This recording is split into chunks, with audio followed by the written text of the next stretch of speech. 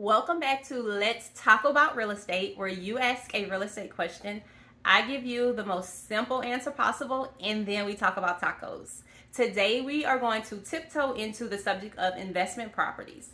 The question was, with my first investment property, should I do it as an Airbnb or a long-term rental? And the most simple answer is it depends. It depends on your goals, it depends on your budget, and it depends on the amount of time you have to invest into this property. So let's look at some of the pros and cons of each. So let's start with your long-term rental. This is a rental that has a set lease in place and you only rent to the subjects in that lease.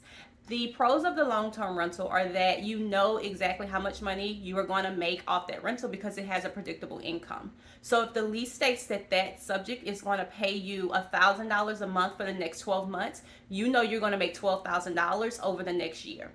Another pro to the long-term rental is that you don't have to worry about furnishing it. You just provide a clean, safe environment for someone to move their own furnishings into, and you don't have to worry about the day-to-day maintenance. A third pro to a long-term rental is that you are also only dealing with one person. You don't have multiple people coming into your property. You know exactly who you're dealing with for that set amount of time.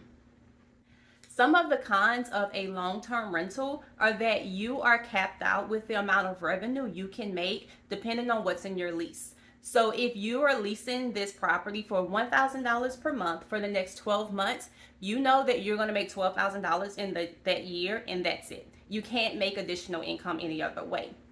Another con is that you may have to deal with evictions. So if that tenant doesn't pay you their money or they're not doing what they're supposed to do, then you have to evict the tenant to get them off the property. And depending on the situation, that can be a long and lengthy process. Also, if you don't have a good relationship with your tenant and you can't evict them, you just have to deal with them for the remainder of that lease, and there's not much that you can do about it. Moving on to the Airbnb or a short-term rental, some of the pros are that you have a higher income potential. Instead of charging that one monthly rate, you can charge a nightly or a weekly rate, and that gives you more earning potential for the year. The other pro is that you have diversified risk because you're dealing with different people. So if you don't like your one tenant, you're not locked in with them for the next year or however long that lease is. More than likely, it's just an arrangement for a 1 night, 3 nights, maybe 2 weeks, and then you don't have to necessarily deal with that person anymore.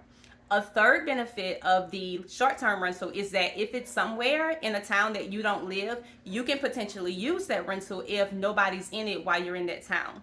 So hypothetical situation, you have a short-term rental in Dallas, Texas, and you live in Baton Rouge. Nobody's renting that rental from Monday through Thursday, and you're going to be in Dallas at that time. You can go and stay at your own property and then rent it out for that weekend.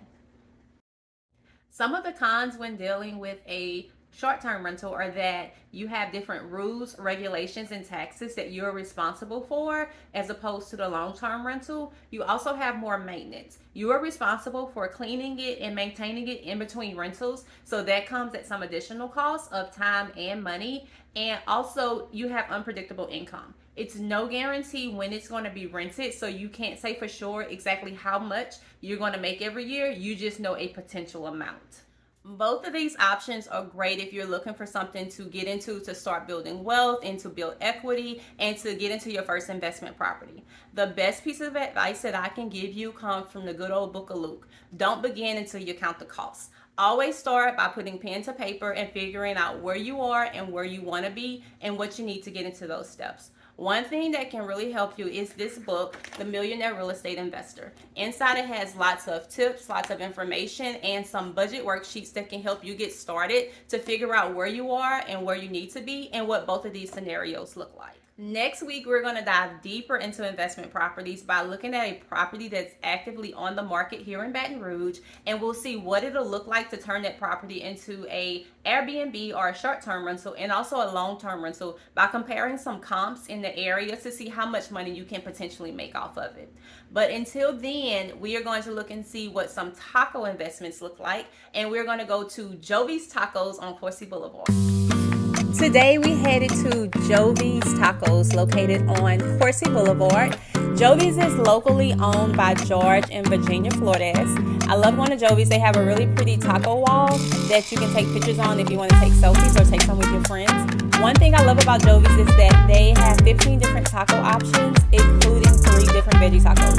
I always like to get started with my queso, chips, and salsa. And if you're new, try the taco sliders. It comes with a mini brisket taco, the cochinita, which is a Mexican tender pork, and the tinga, which is a Mexican stewed chicken. All of these are really good, especially if you want to try something different but don't want a full size. For my full-size taco, I like to get the surf and turf. It's marinated steak, sauteed shrimp, pico, and salsa. And this is a pretty big taco, so you'll get full. One thing that I love about them is that their tortillas are homemade, in-house, from scratch daily. So it's so good, so fresh. That is all for this week's Let's Talk About Real Estate. If you have any questions, feel free to reach out. And as always, I am never too busy for you or your referrals.